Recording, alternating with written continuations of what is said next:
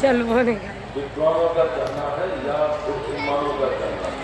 क्या कहना है कि काम करने से पहले जो उस पर को अच्छी तरह से सोचता है, विचारता है, यानी सोच विचार करके काम को करता है, यह उसकी बुद्धिमत्ता कहलाती है। और काम को करते चले जा रहे हैं, सोचते भी जा रहे हैं, सोचते जा रहे हैं कि हानि होगी या लाभ होगा, तो यह उसकी सावधान यानी सतर्कता कहलाती है। मुझे संदेश मुझे विचार कुछ है, काम को करने लग गए, काम करने लग गए, यदि संयोगवश काम खराब हो जाता है, हानि हो जाती है, तो पश्चाताप करने लग जाते हैं। यह उसकी नादानी यानी सतर्कता कहलाती है। तो सोचना है, सोचना क्या है?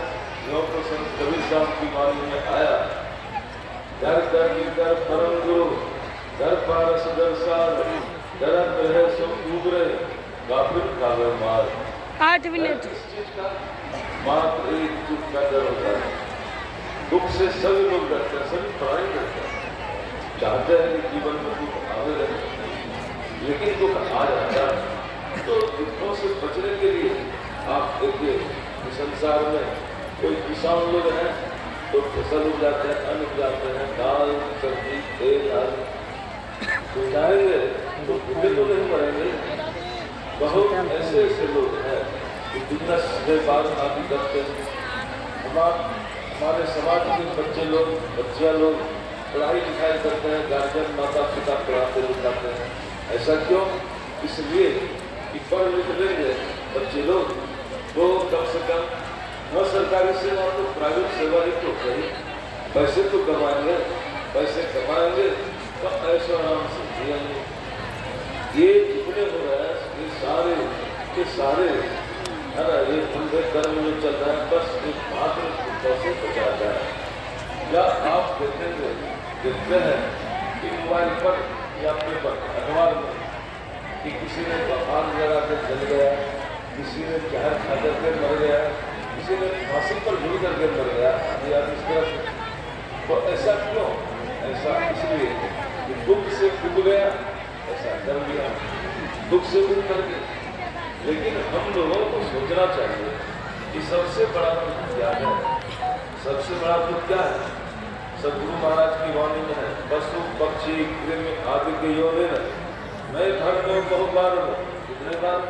तो हम लोगों ने अभी गाया है, जुग जुगा जब खाने में कितने युग हमने धर्म है युगों से इसका ठिकाना है।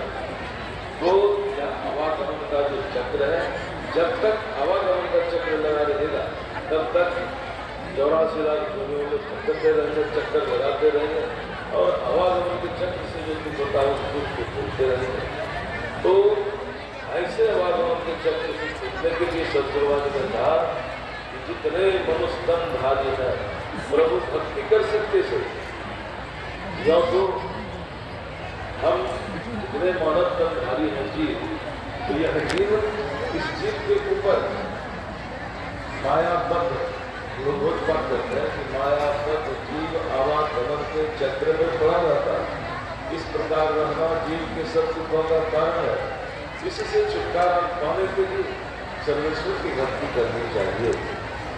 तो इस जीवात्मा के ऊपर माया का बुराई हम लोगों ने भी सुना स्वामी लाल बाबा से कि इस जीवात्मा के ऊपर अस्थिर शरीर, सूक्ष्म शरीर, कारण शरीर, महाकारण शरीर और इसके बाद है कैवल्य शरीर।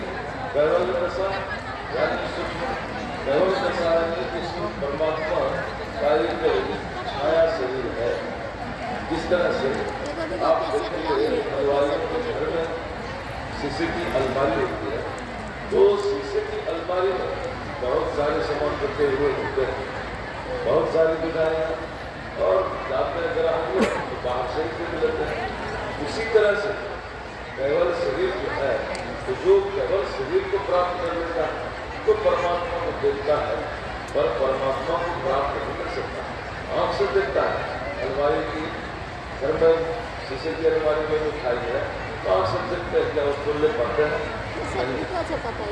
उसी तरह से लेना है तुम हलवाई से बात करना होगा, पैसा करना होगा, लेना होगा।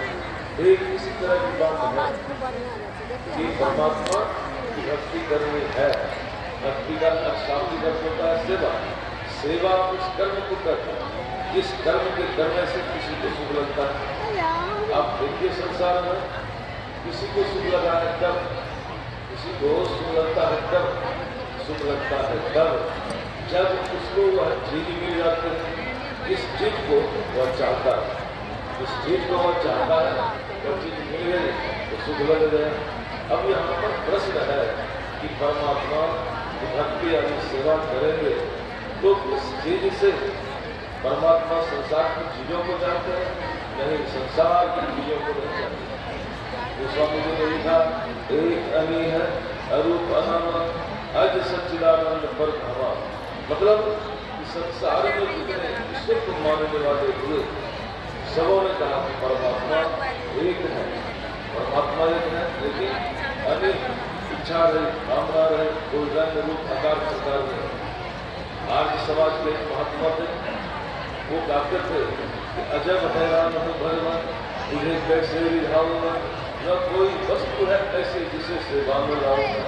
करो किस तौर आवाहन कि तुम मौजूद है ना, निराकर है बुलाने, अगर घंटी बजाऊंगा लगाना भोगता तुमको, यह भी अपमान करना है, यह भी अपमान करना है। जो सब जग को गिराता है उसे कैसे गिराऊंगा। न बाहें हैं, न गर्दन है, न सीना है, न पेशान, तो रोज लिख रहा है चंदन कहाँ लगाऊंगा। ऐसे है परमात्मा, कोई आकार प्रकार रूप नहीं है। तो ऐसे परमात्मा की हम सेवा कैसे करेंगे? तो सेवा ऐसे करेंगे जैसे कि गुरु नानक देव जी महाराज की बात में आया है कि ऐसी सेवक सेवा करे जिसका परमात्मा का क्या कुछ जिसका जो किसी आगे बढ़े, आगे बढ़ना यानी परमात्मा के चरण में अपने आप को समर्पण करना है।